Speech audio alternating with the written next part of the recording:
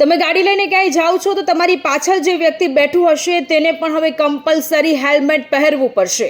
જી હા, તમે સાચું સાંભળી રહ્યા છો। જે પણ વ્યક્તિ પાછળ બેઠેલું હશે, જે વ્હીકલ ચલાવતું હશે, આ બંને લોકોને હેલ્મેટ પહેરવું કમ્પલસરી છે। અત્યાર સુધી જે વ્હીકલ ચલાવતું હતું તે હેલ્મેટ પહેરતા હતા, પરંતુ હવે પાછળ બેઠેલા વ્યક્તિને પણ હેલ્મેટ પહેરવું પડશે।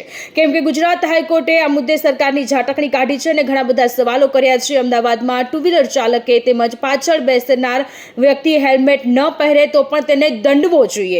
હાઈકોર્ટનું કહેવું છે કે લોકો હેલ્મેટ નથી પહેરતા તો પછી પોલીસ દંડ શું કરવાને લે છે, શું કરવા પોલીસ જે કાર્યવાહી કરે છે તે કાર્યવાહી કરે છે। જો તેમને પકડવા છે અને પછી તેમને છોડી દેવા છે અથવા તો તેમની પાસેથી જે છોડી મૂકવા હોય છે તો પછી હેલ્મેટ બનાવવાનું જ બંધ કરી દેવું જોઈએ। આ પ્રકારનું અવલોકન હાઈકોર્ટે કર્યું છે। આ સાથે હાઈકોર્ટે હેલ્મેટ અને રોંગ સાઈડ સમસ્યા માટે પણ સરકારને 15 દિવસ માટેનો સમય આપ્યો છે। કોઈ પણ રસ્તો કાઢવો પડશે સરકારને અને વધુ સુનાવણી હવે આગામી સમયમાં થશે, પરંતુ હેલ્મેટ હવે પાછળ બેઠેલા વ્યક્તિએ પણ કમ્પલસરી પહેરવું પડશે।